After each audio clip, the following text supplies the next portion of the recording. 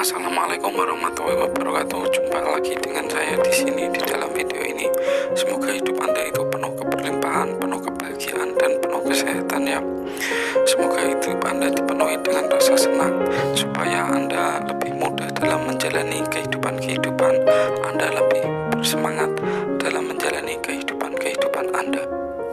Di dalam kitab suci agama Islam, yaitu Quran atau kitab suci agama yang lainnya, tentu Allah atau Tuhan Sang Pencipta itu meletakkan dirinya sangat dekat dengan makhluknya, yaitu manusia. Dia meletakkan dirinya itu sangat dekat dengan manusia.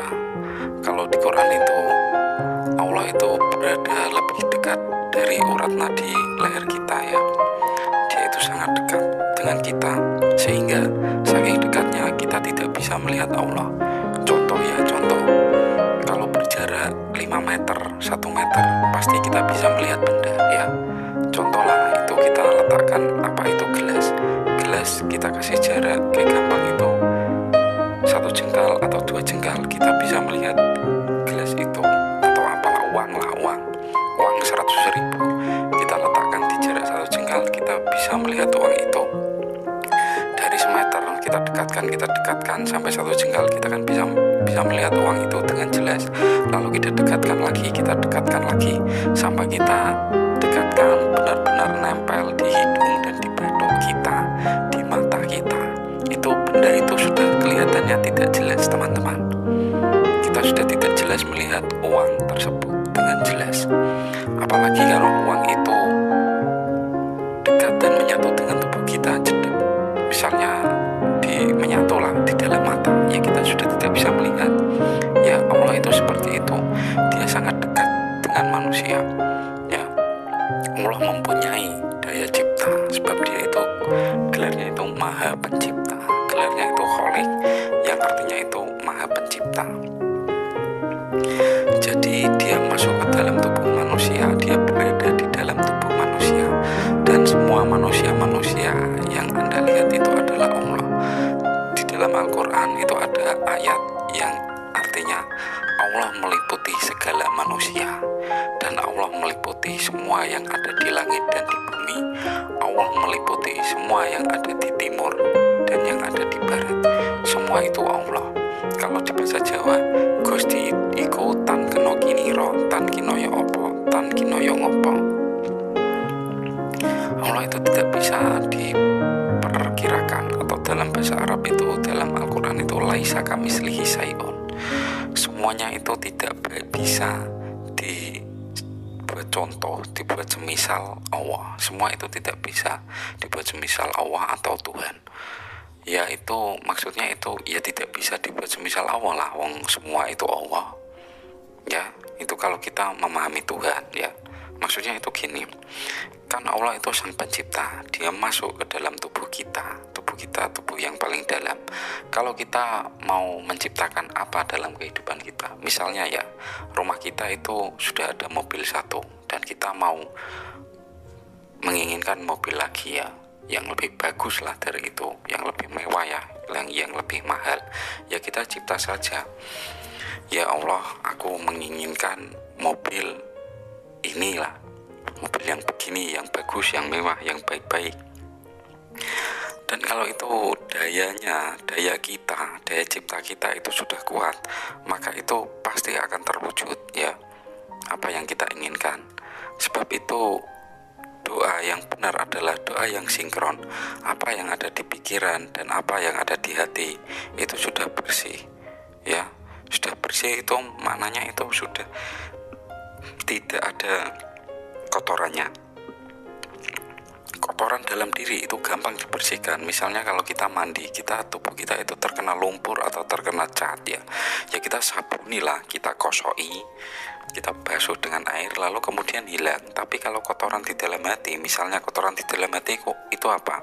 Yaitu adalah rasa dengki, rasa iri, rasa benci kepada seseorang, rasa tidak bisa memarahkan kepada seseorang, rasa kalau ingat namanya itu benci ya. Contoh, saya itu musuhan sama Joko ya. Saya itu kalau mendengar nama Joko itu seri langsung. Nah itu jiwa yang kotor. Kalau jiwanya masih seperti itu, daya ciptanya itu kurang kuat teman-teman. Itu yang rugi adalah diri Anda sendiri. Untuk itu bersihkanlah dulu jiwa, maka doa kita akan mustajab, omongan kita itu akan mustajab. Apalagi omongan batin saja ya.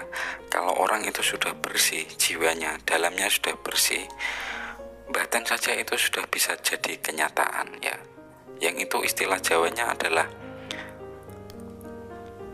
cipta rasa karo karso. Cipta rasa karo karso. Temukan, ciptakan ya di dalam pikiran kalian apa yang kalian inginkan. Lalu rasakan ya apa yang ada di dalam pikiran kalian itu, seolah-olah kalian itu sudah mempunyainya. Jika kita menginginkan mobil ya, Alphard ya kita bayangkan mobil Alphard di pikiran kita, lalu rasakan di dalam pikiran kita ya, seolah-olah kita itu mempunyai Alphard. Pergi ke pasar atau pergi ke sekolah, ke kampus, atau pergi ke tempat-tempat yang Anda tuju, walaupun Anda itu masih naik motor, bayangkan kalau itu Anda sudah naik Alphard ya. Terus berikutnya itu karso ya. Sebentar, jangan ke karso dulu, cipta rasa ya. Di dalam cipta karo rasa itu harus benar-benar bersih apa yang ada di dalam pikiran dan di dalam hati kalian. Rasa kalian dan daya cipta kalian harus bersih.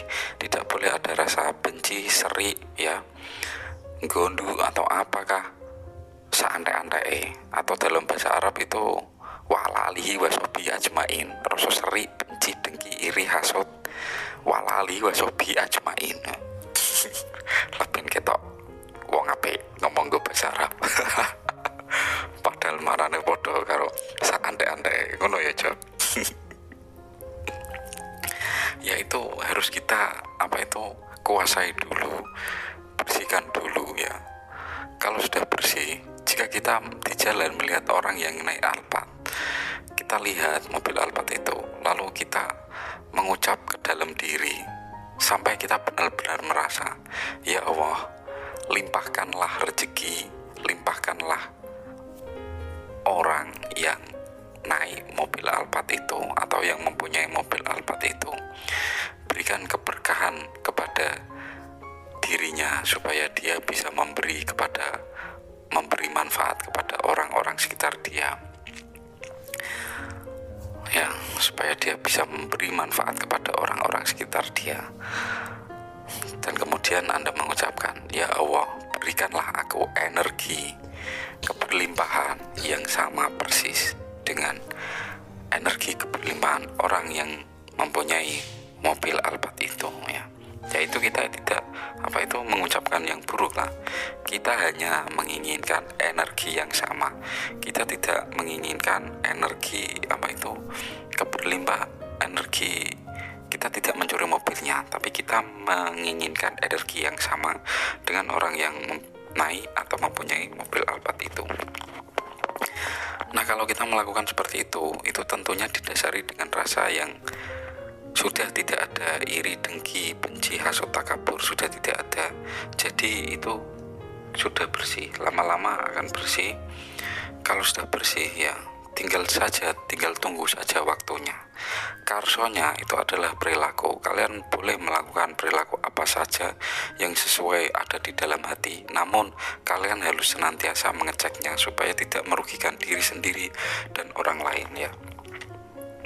Sejatinya sholat itu untuk mencegah perbuatan keji dan munkar. Kalau orang sholat tapi masih melakukan perbuatan keji, dolim kepada diri, dan munkar, dolim kepada orang, itu sholatnya itu belum ada rasa ya teman-teman.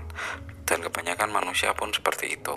Dan kebanyakan manusia seperti itu, dia membangga-banggakan dan dia fanatik kepada kaum Arab yang seolah-olah itu dia lebih pintar, lebih segala-galanya. Asal kemauannya, tidak mau merendahkan orang.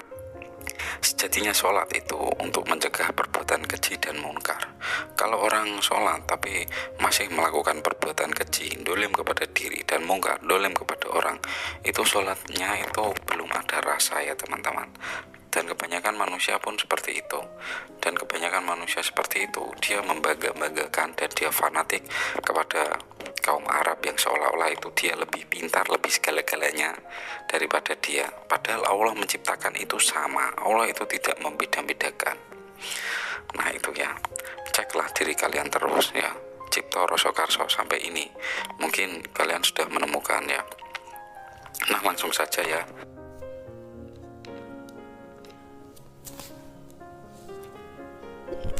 Kamis Pon, angkuh tetapi gemar kepada hal-hal kemajuan, hemat dan cermat. Jodohnya adalah orang yang kelahiran 11, 16 dan 17, yaitu Selasa Kliwon, Senin Pon, Rabu Wage, Kamis Kliwon dan Sabtu Kliwon. Kehidupannya karena sifat-sifat dasarnya, maka ia akan banyak mengalami soal-soal yang berguna bagi masyarakat dan dirinya. Sering menyembunyikan apa yang ia miliki, baik harta maupun pengetahuan. Pelit ini orangnya. Sebab itu ada kalanya disangka orang yang miskin atau orang yang bodoh, tapi sebenarnya ia orang yang cakap dan kaya. Wah, ini tidak boleh diremehkan ini Kamis Pon. Setelah dewasa dan berjodoh, dapat menjadi orang yang bahagia, tetapi agak sulit untuk diajak bersekongkol dengan hal-hal yang akhirnya tidak sependapat dengan pikirannya. Kamis Pon.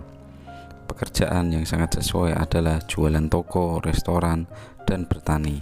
Nah itu ya, sedikit ulasan tentang weton Kamis Pon. Semoga video ini bermanfaat. Salam sukses, salam kaya, salam keberlimpahan, salam sehat, salam bahagia. Akhir dari perjumpaan ini saya ucapkan wassalamualaikum warahmatullahi wabarakatuh.